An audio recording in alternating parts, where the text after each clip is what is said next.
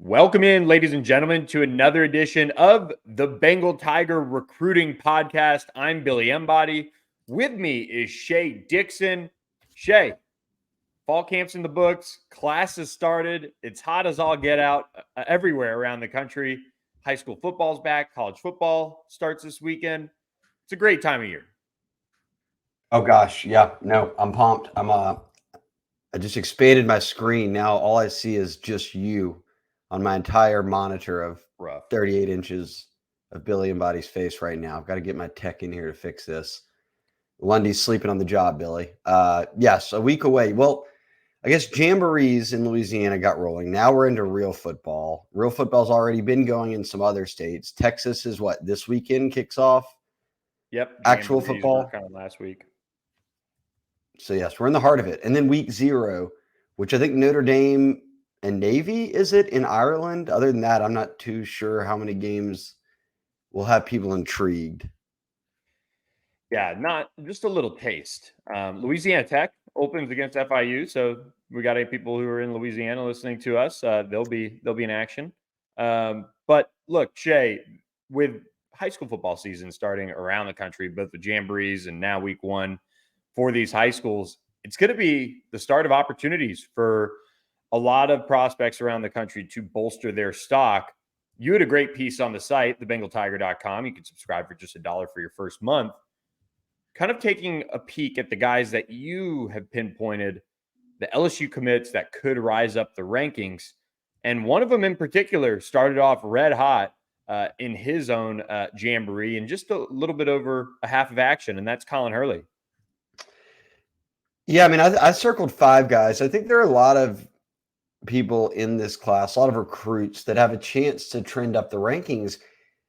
It doesn't happen often, Billy, but right now on the On3 industry rankings, LSU doesn't have a top 100 commitment, and they've got 24 commits. That is far from the norm for LSU. They do have a top 10 class, but when do you start getting some of those higher ranked guys? I think that a lot of the guys currently in the commitment class have a chance to move into that range, a number of them, and then a lot of others have a chance to maybe move to a 4-star or get into the top 300. When I look at Hurley, it's 2 things. And this is a kid who, again, is still 16. He's skipping a year of high school. He'll be enrolling at LSU in January at 16 years old. So he's young, and this is the final year of high school football he gets to play. Well, he's been a 53% passer a year ago.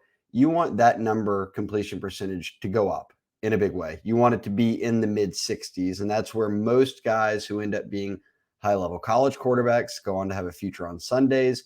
You look back at their high school career, they finished out as guys who are in that 60 to 70% completion range.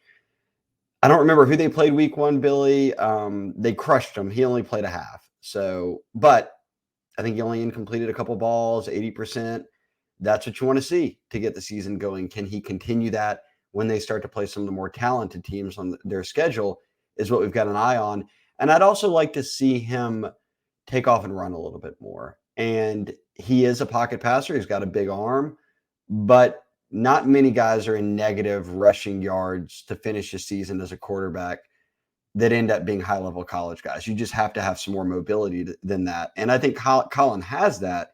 He's just got to use it on Friday nights. Don't stay in the pocket and think you have to make that throw so long that you end up getting sacked or whatever it is. So upping a completion percentage, adding a little bit kind of a run game to kind of his repertoire as a passer, as a quarterback, I think is big because, boy, he's got a cannon.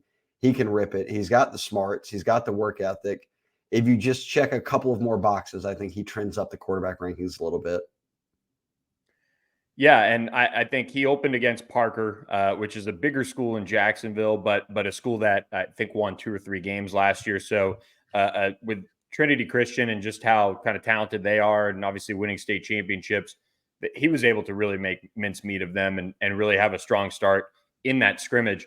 Now he turns to another team in Edie White this week, but then the week after that, heading into Labor Day weekend, I'll be down to watch him play against American Heritage, which routinely has some of the top talent in the state of Florida on its roster. So I'll see a good test of his for him in that week, I guess, 2 matchup of the season, the actual season for him.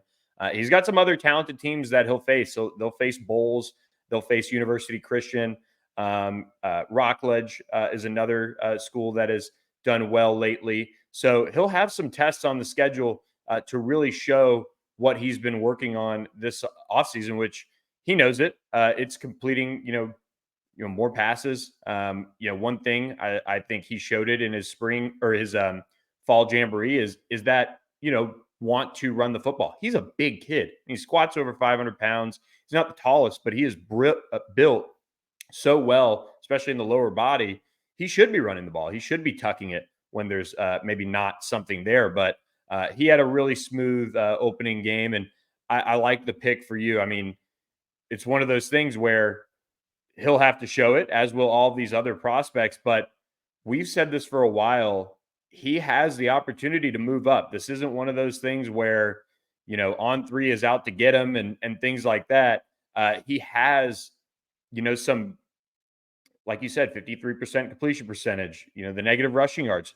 Those are things that are tough to look past when it comes to actual football and evaluating quarterbacks. So if he elevates his game, I have no doubt that our rankings team would reward him for that. We've laid out kind of what needs to happen for him to have a shot to improve his ranking. And I think we've been pretty consistent with that. So he's off to a good start, at least in just 1 week. Yeah, and I'll say this too, because everyone likes to talk about quarterbacks, and there's only one usually each cycle. They've got him on board. In terms of his ranking, everyone in the industry is kind of on the same page here. On3 has him as the number 19 quarterback, 24/7 number 18, ESPN 14, Rivals 17. So the On3 industry has him at 18. He's only a top 300 prospect on one site. That's ESPN. He's at 277, but he's a 4-star for everybody. So there are not many guys you can look at the On3 industry comparison and everything sort of matches up across the board like that. So I think everybody holds the same view of him right now. What is he doing? What is now his final year of high school football? Again, he's reclassifying. He should have 2 more years left of high school football in front of him. He's only got 1. So you'd like to see him make a big jump this year. No question about it. And one guy who also made a statement in his scrimmage and jamboree, and he's playing both sides of the ball, a Louisiana guy right down the road in Denham Springs, Deshaun McBride. And I'm very high on him. I know you are as well. And seeing him in camp for the first time since I saw him in March, I think, was all I needed to see, that he can cover and play at the next level and play at a high level. And he started off, I think he had a big reception. He had an interception. Deshaun McBride is off to a really strong start. And if he has another season like he had as a junior, I think we're going to be forced to move him up. Yeah, right now with On3, he's the number 63 overall prospect in the country. And 24/7 also has him as a top 100 prospect. ESPN just outside the top 100 at 125. What's holding him back here is the Rivals rating. He's a 3-star on Rivals. That's a bit dated, obviously. I think when they update their rankings, that will look different. To give you perspective, he's a top 8 safety on 3 sites. He's the number 59 safety on Rivals right now. So when you look at the On3 industry rankings, sitting just a shade outside the top 100, 102, and the number 6 safety, when everybody's rankings sort of look similar, which I think they will for Deshaun McBride at the end, he's just a high-level player. I think he ends up being in that top 75, top 5 safety. And we've talked about it. If he adds that physicality to his game as a senior, which you expect, I mean, he's now matured his body in a big way. He bulked up this offseason.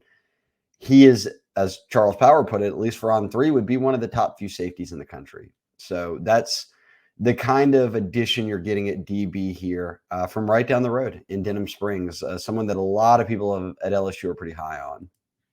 Yeah, we're really high on him. So here's to Rivals moving him up, and also him continuing to do what he has done, and that is really dominate. Now, here's an intriguing one for you that you had on your list, and I don't know if I would have had him on mine. I know who I would maybe have swapped in here, but it's Ahmad Bro, the Ruston edge prospect, defensive lineman, kind of tweener.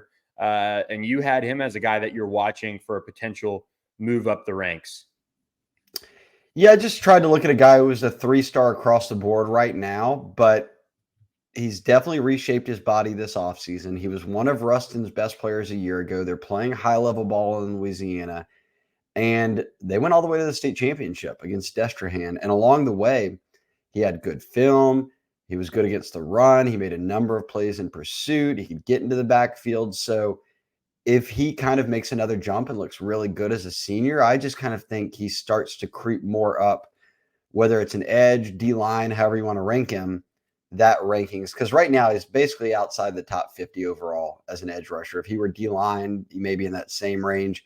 I think he's got a chance to climb up. And hey, I'm not going to doubt a guy who's being coached up by Kyle Williams right now, an LSU and Ruston legend and NFL legend. So I do think that Bro, to me, just has that work ethic to where he's going to bring it every Saturday or Friday, I should say. And by season's end, I won't be surprised if a couple of sites have him as a 4-star. Yeah, I go to another guy who's kind of a tweener, and this is one of those really difficult evals, and one where, look, On3 has him as an 89, but that's Kalaj Cobbins. And I get it from the perspective of he is kind of frame limited. He's not the longest guy in the world, but he is so good on the football field. And I think he has the versatility that you want at that position. Whereas Bro, I just see him being a little bit more frame limited for what he is. Like, I don't know if he's an explosive pass rusher. I don't know if he's a guy that with his frame will be able to do it in the middle at like a 3-tech or something like that. But with Kalaj Cobbins, linebacker, edge, he's not your prototypical size in a way for either. But I like what he brings to the table from a flat out football player perspective. I think when you're looking at a Louisiana sleeper, he's one that, obviously is committed to LSU. He's not a sleeper, but we have him as an 89. The rest of the services do have him inside their top 300 or however many prospects they have. I think if he continues to do what he's done on the field for the last couple of years, I see a guy that should be rewarded and maybe even be a 4-star non-on 300 type guy. I could see it. And look, you picked a guy who, again, as I noted, went to the state title game against Ahmad Bro. Destrehan should be good again. They do have to replace some pieces from that state title team, but we'll see how ultimately it pans out. But they'll go far in the playoffs, so he will have a lot of film. He's just, to me, a football player. Like, he's just a hell of a football player. And as you said, toss out all the, if he's frame limited or if you don't know what an NFL upside is, on Friday nights, he's the best player on the field. So if he carries that into his senior year, which you would fully expect, yes, I would think he's another who could have a big season. Let's quickly, too, that you had on there as well, Ori Williams, one of LSU's offensive tackle commits, and then Kylan Billiot is another one. And I think looking at Ori Williams, having seen him in the spring, he's a guy that I think and we haven't seen him as a senior yet, but he is somebody that you're going to see the development come in college. And as you get into, working with a guy like Jake Flint and working on his flexibility and bend and some of the kind of the next level things that most high school programs maybe don't work on. Whereas a guy like Kylan Billiot, I mean, he just might not be in position to rise up the ranks, maybe because of, I don't know what Terrebonne's quarterback situation is or anything like that, but he's a guy that flashes a little bit more athletic potential. And if he can piece together some quality games, I see him as a guy that could rise, even more. I would love to see us take a flyer on him as a 4-star prospect. Yeah, I think both those guys have a chance to move up. I liked picking them, and I put them in there because I was trying to find two guys who were newer to football in a way. And Ori Williams did not play as a sophomore. He played as a junior. That's just a year of film, really, that you're looking at. And Cody Belair from our rankings team, you did a piece with him this offseason where he talked about Ori after he committed to LSU and said, look, Ori looked better in spring practices than he did as a junior. And if he continues that upward trajectory, he's going to look better as a senior than he even did in the offseason. That's what you want. You want guys getting better and better as they develop. And Billiot is in that same boat for me. I mean, he's a guy who played basketball and still does, but put all of his focus into basketball early on in his high school career. Only later, sophomore, he kind of dips his toes in it. Junior year, he plays the whole way, really focuses on football. It pays off with offers, but he still only had 300-400 yards, a handful of touchdowns. he could double those numbers this year. As you said, I don't know what Terrebonne's quarterback situation looks like. They didn't win a lot of games last year, but if there's a way to get the ball in his hands more often, his raw athleticism, as you noted, can get you to 700-800 yards, can maybe flirt with double-digit touchdowns. It just matters, I guess, comes down to how much they want to use him. But I like both those guys, Ori Williams at tackle and then Kylan Billiot at receiver, as two guys who have not played a ton of high school football, but this, as seniors, certainly should have their best kind of film to date. Yeah, I completely agree, and really excited to see those two and how they develop. And I mean, Colin Billiot, one of the great stories of this class, just him earning the offer and how it came about. And again, he was dominant at LSU camp, and it's funny, we talk about, oh, what's their quarterback situation, or how are they going to get him the ball? And this is why camps matter. I mean, people always say, oh, it's the underwear Olympics or whatever. It matters for us in rankings, seeing these guys match up athletically. It matters for coaches, seeing the upside that they could get out of prospects. And ultimately, it's another piece of the evaluation process, because how do you miss on some of these sleepers in a sense? Well, they have the tools, but they aren't showcased on the Friday night field, because either they can't get the ball or what have you, or maybe they're in the middle of nowhere. These camps can put guys on the radar, and that's why Kylan Billiot is now an LSU commit. I mean, he didn't have a junior year that was incredible. Again, Terrebonne didn't win many games. They were in a tough spot, but that's why you have to rely on camps a little bit to get the full picture. And Ori Williams, me going out there and seeing him in the spring was probably one of the biggest reasons why we moved him up ahead of his junior season, or ahead of his senior season. So both really good picks there. I'm trying to think if there's anyone else that I think could really move up, but I think we've covered it. There are guys that could put together really good seasons and obviously get rewarded for that, but those are the ones that really jump out. Maybe Joel Rogers just a little bit, but he's in a good spot from a rankings perspective for us as well. It'll be, I think, more so than a lot of years, Billy.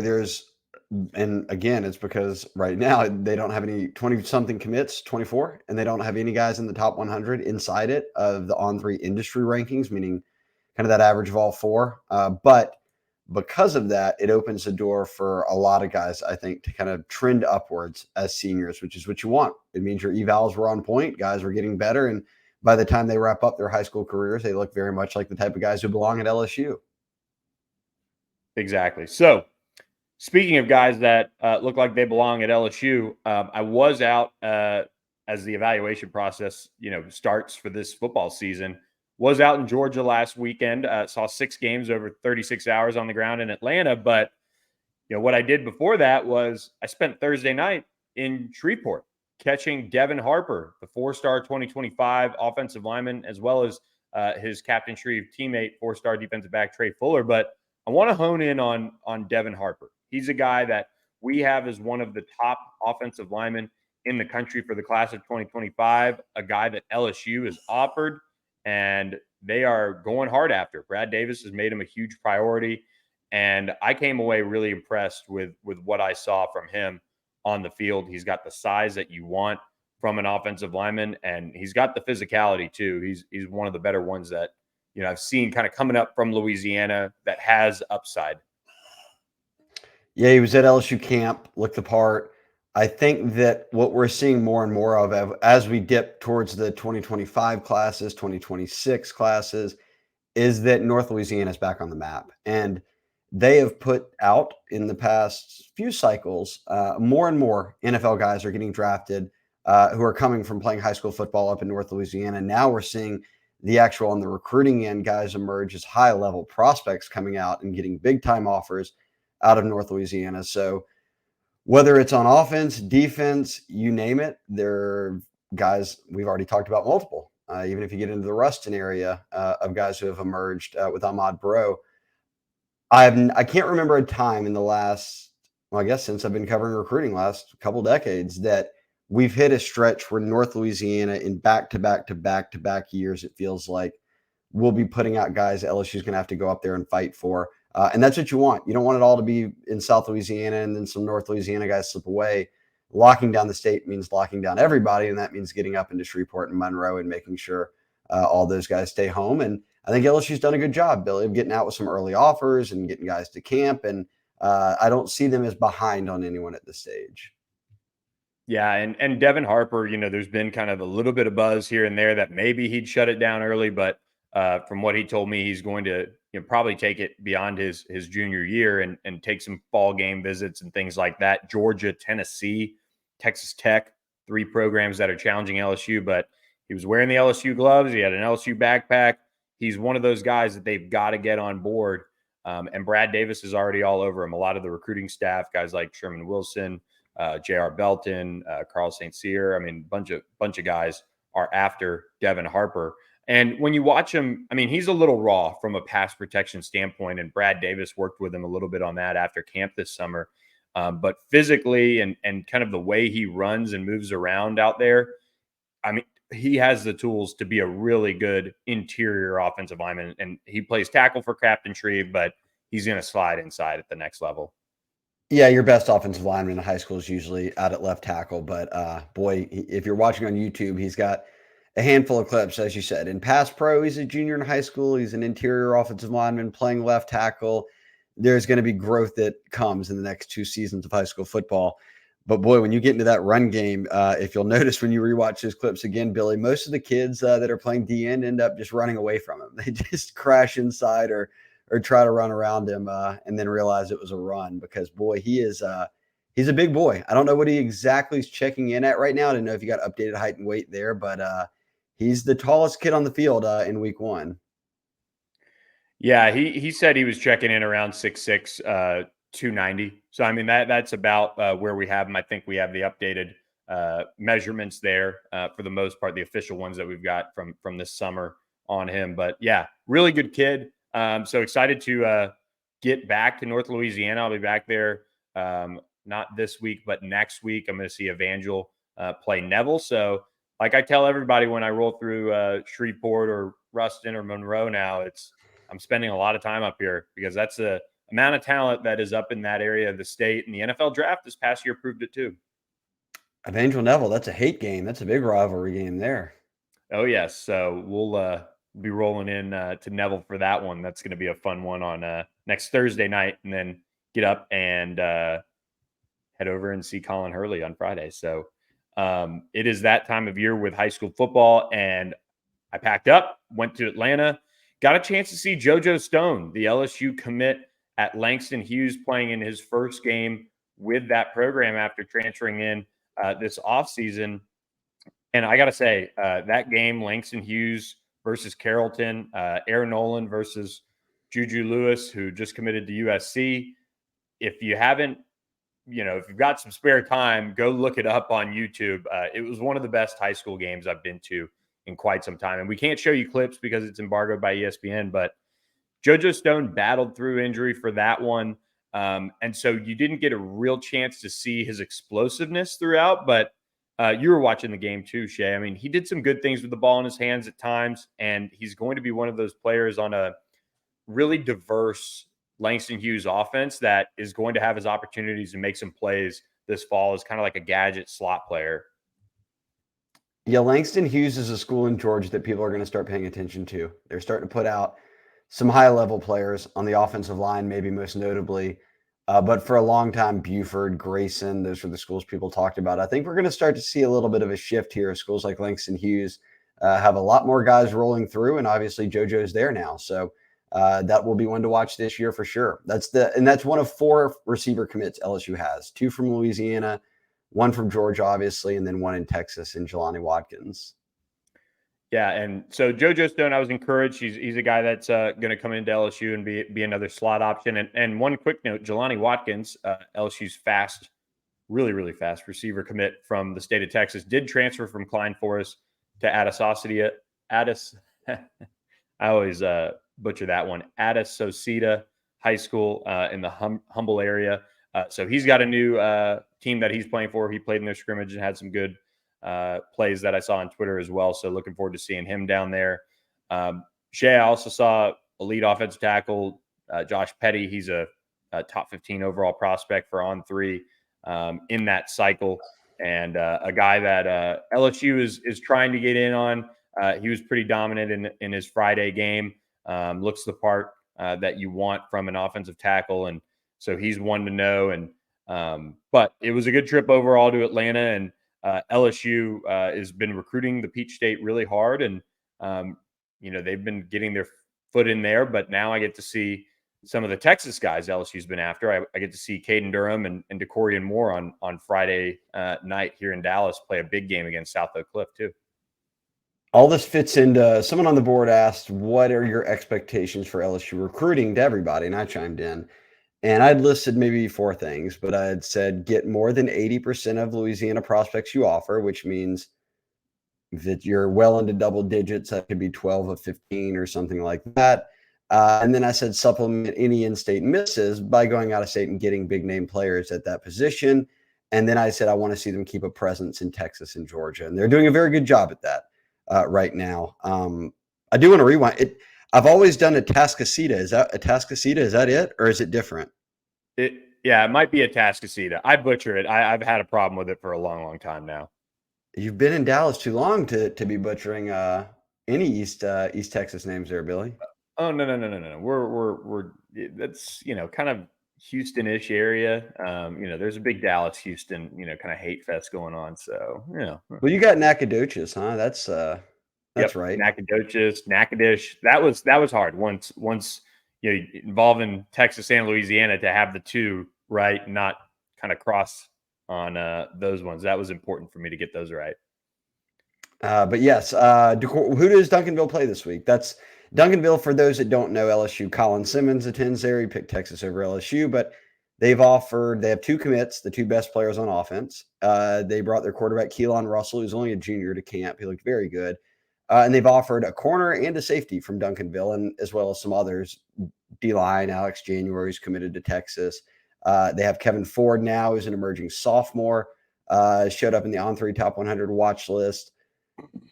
For those that don't know, Duncanville is maybe the best high school football team in the country right now, but certainly they're looking to repeat in Texas as state champions. So wait, who do they play this week? They play South Oak Cliff, another state championship program. So this is a massive game, and it's actually, as worlds collide, played at SMU this weekend. So Friday night, it's going to be. It is the ticket in town for this Friday night, no doubt. Duncanville and South Oak Cliff getting together, and South Oak Cliff has a lot of talent on that team too. So I'm excited. One-stop shop for me on that one. Maybe it'll be in a Pac-12 stadium by the time that game rolls around, Billy. Praying for you.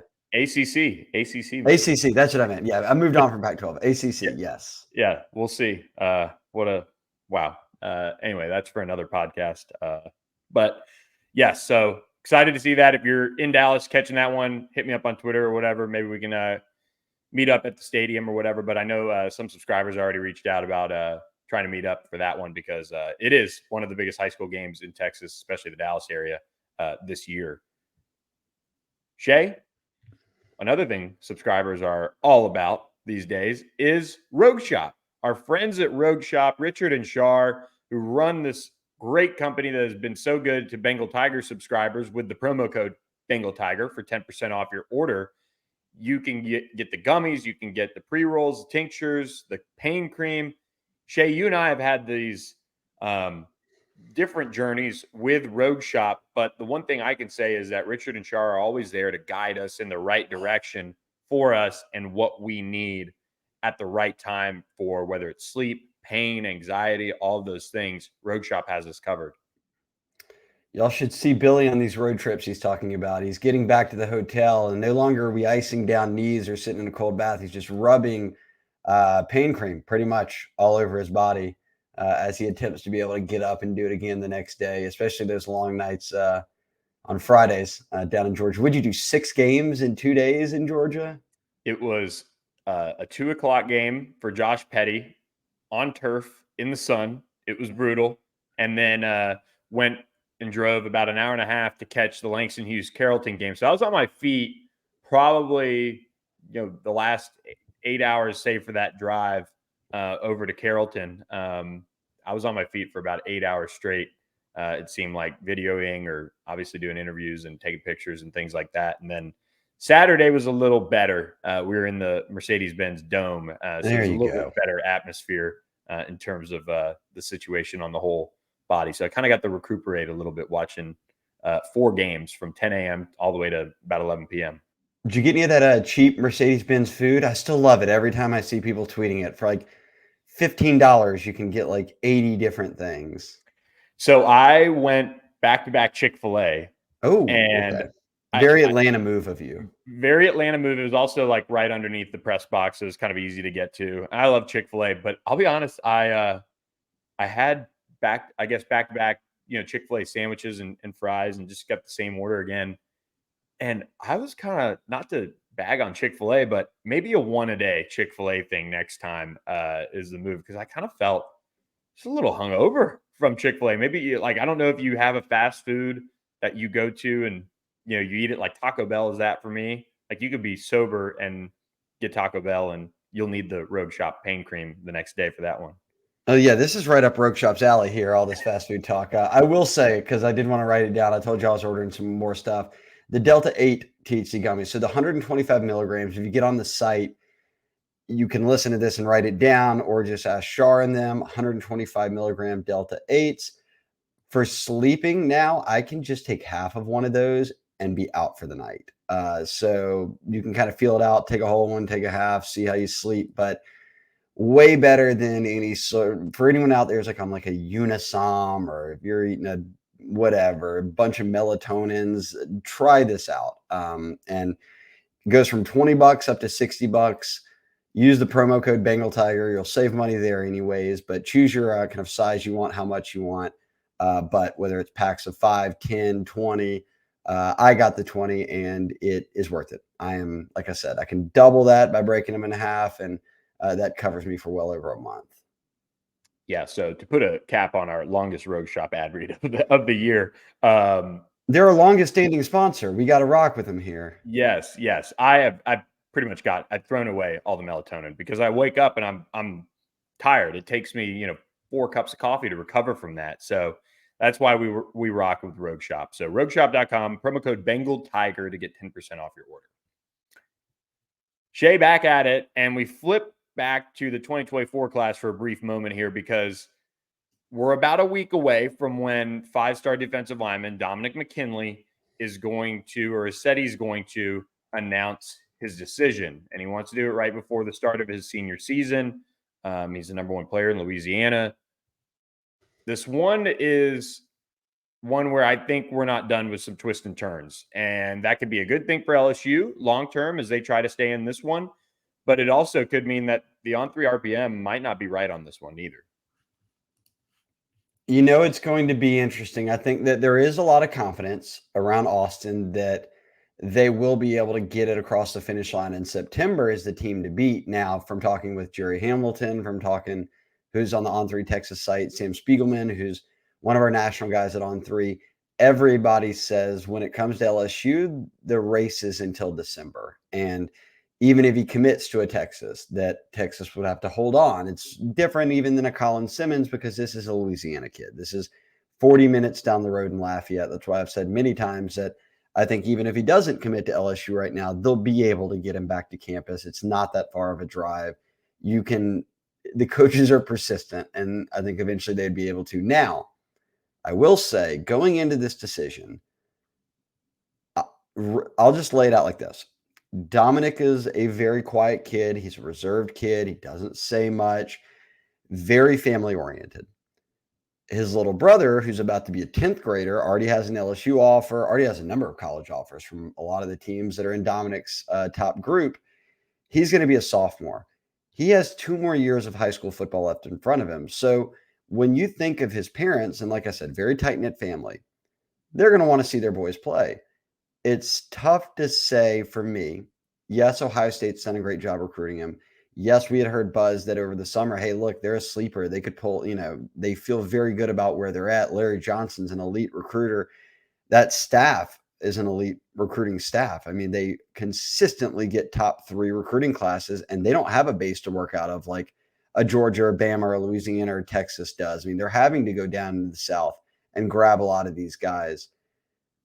But knowing that if you're Dom McKinley's parents, you want to see your son play on Friday night, then you'd like to see your older son play on Saturday. And to get all the way up to Ohio State or to get up into the Northeast for a lot of Ohio State's games, to me is a stretch. Do I think that means they have no shot? No, of course not. And they're recruiting him hard. But the closer we get to the decision and this announcement on September 1st, which is a week away, a little more than a week, the more people are telling me, pay attention to the teams like LSU, like A&M, like Texas, the ones that are within driving distance, that aren't far, that would allow his family to still have him around and be able to see both kids play. I think that's something we have to pay attention to here as we get kind of a little bit closer to crunch time. Yeah, this one is I think as we both sit here, I would think we'd be somewhat surprised if the pick is LSU, but they do have time potentially to kind of get into it even more. But there is the reality where they haven't made a final decision yet, and I think they're a family that took a week off of recruiting as school got going and kind of did a no contact thing with schools and just wanted to kind of get off the right foot with the school year. And now they're honing in on making that final decision. I think it could go a multitude of different ways. Right now, I don't think it goes LSU's way, but I'm watching the two schools in Texas probably the closest with this one right now. But it's a long way till signing day. We'll see. I mean, LSU is not going to just go away and allow the number one player in Louisiana to go without a fight. So no, we'll be monitoring this isn't Arch Manning. This isn't a thing where you're like, well, he was never coming here. That cannot be the case for Dominick McKinley. And I know people have just speculated on message boards and the internet of, well, he doesn't like LSU. They want to get out of Louisiana. Like, I've heard none of that. I just think that he got enamored by other schools when he visited, and that happens. And LSU's having to play now and from behind or punch back or however you want to call it. That happens often in recruiting. Like, I'm not going to sit here and blame the staff and say, well, you're behind on this kid. Well, it's impossible to be in the lead on every kid that's in Louisiana. This is a highly coveted kid, a 5-star. Other schools are going to wow him and roll out the red carpet and do all these things to position themselves well. I just get back to how far away from home is he really wanting to get, and what's he really looking for in terms of a fit. And I do think that family feel is something LSU's leaned on selling and pitching a lot of kids. And I think that matters to the McKinleys, and that's going to be a bonus for LSU. That would something working in their favor as you get closer to signing day in December is not only is it close, but Brian Kelly runs a tight ship. It's the graduate champions approach. It's, Frank Wilson, them selling family. Jerry had a good quote. He said, people who don't know Dominick McKinley need to understand he attended more church camps than he did football camps over the summer. Football is not his whole life. So I think that when you put that much of a value into family and all that, I just can't see him going that far away from home, which to me hurts the Oklahomas and Ohio States of the world. Yep. Completely agree. So we'll be tracking that one. Check it out on the Bengal Tiger. I know as the decision kind of gets closer, it's probably going to get a little harder with the family, probably tightening it down a bit, but we're going to be doing our best to get you guys a scoop on Dominick McKinley and see if this one can turn LSU's way. But ending the podcast on some good news, the Tigers are going to host the top 2 quarterbacks in the country for visits this fall. We've already told you guys Bryce Underwood is going to come for a visit this fall. He's the number 1 overall prospect in the country on the On3 industry ranking. But just on Thursday, LSU is going to get George McIntyre on campus for the Arkansas game. He told that to Chad Simmons when they caught up going into his game last week. He faced off against Andre Evans, an LSU defensive back commit. And he's a guy that is kind of, there was some buzz that maybe he was going to make a decision this summer, but has now let his recruitment go into the fall. Yeah, whenever I talked to George over the summer, I guess this was towards the end of July, he had said that he was trying to pick a game. He thought it would be Arkansas, and then Chad went out and saw him in person a month later, and it looks like he's got it locked in now. So Joe Sloan's done really well here, identifying very early before rankings even came out. These are the 2 guys I like, and they end up being the number 1 and 2 quarterbacks in America, and Bryce Underwood and George McIntyre. With McIntyre, you've got competition that's in the SEC. He's a Nashville kid. He's got is a Vandy legacy, and he's in Nashville. I don't think he ends up at Vanderbilt.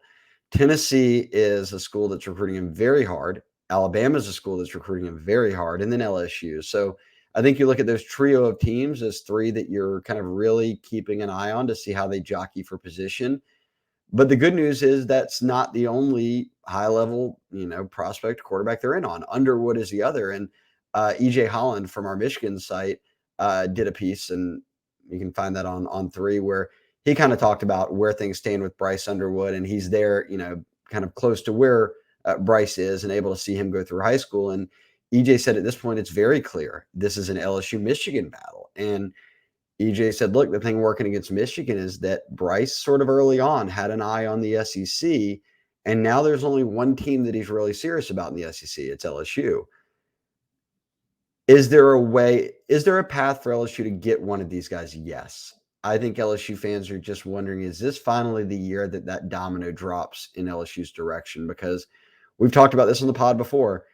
We can go back however long you want to, but Justin Fields, Trevor Lawrence, Tua, all of these guys visited LSU in high school, and they never really got close enough to where they were like one of the top 2 teams, or, call it a coin flip, or battling for a commitment. It was always just visits. And what Sloan has done a good job of is, yes, he got him in with some national guys last year in year 1, but it was coming in late on recruiting a lot of guys to start with. And we saw the Jaden Rashadas and Dante Moores, they all visited, but in the end, they ended up elsewhere. Is this the year that changes? And I don't know the answer to that, but the odds are good, I think, right now. They're not terrible. They're not great. They're good that they could end up with the number 1 or 2 quarterback in the country, because they are firmly in the top 3 for McIntyre and top 2 for Underwood. Yeah, I agree. I think the 2 dominoes at the top there are going to be really interesting to see what happens. Michigan is going to do everything that they can to keep Bryce Underwood. LSU has hosted Bryce Underwood as much as you could possibly want. The final box, I guess, to check is having him for a game, which he's going to do this fall at some point. They'll come down with his family and do that. But, it is one of those things that when you can get a game changer like Bryce Underwood, and I think George McIntyre is going to be a very good quarterback at the next level too, but specifically Bryce Underwood, I mean, you're talking about the Gatorade Player of the Year back-to-back, Gatorade Player of the Year. I think he was the Max Preps Player of the Year. I mean, he has a resume that is pretty unreal for a guy as going into his junior season now, and the number 1 overall, the type of resume a number 1 overall player should have. So we'll see. Joe Slow's been swinging at those 2 guys, and I think the good thing for LSU is both of those guys, I think, will be committed by the beginning of January. Bryce Underwood has his date circled in January right now. There was some buzz he was going to move it up, but August 19th is come and gone, and he remains uncommitted, which isn't surprising to me. He set that date for a reason, and he's going to take some game visits, and both of them are. So good news to end the pod. LSU's going to have the number 2 and number 1 quarterbacks in the country on campus. Here's one thing, and to close out, I'll say just to keep an eye on. I do think on-field results matter often, and in recruitments like this, I think they do. Michigan's going to have a very good team this year. They could compete for the playoffs. If LSU can match that, if LSU can have that type of year, Underwood, there's another check in LSU's box. It's not like there's a pressure of, hey, look, Michigan just went 12-0 and they finally got over that hump and they won a playoff game or whatever it might be.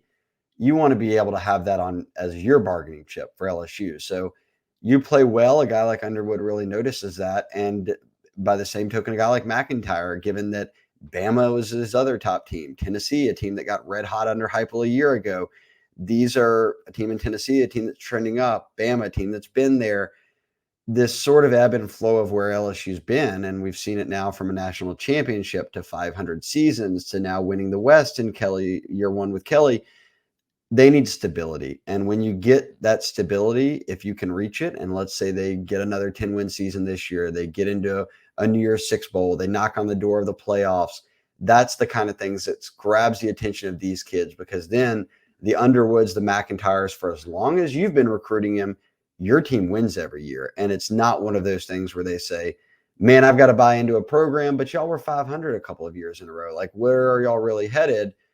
if Kelly and them can win in year 2, can get to 10 wins, and I've said the floor needs to be a New Year's 6 game, which would mean improvement upon a year ago. But it's not saying they have to win a national championship. It's not saying they have to make the playoffs. Not even saying they need to win the SEC. I don't even think they need to win the West.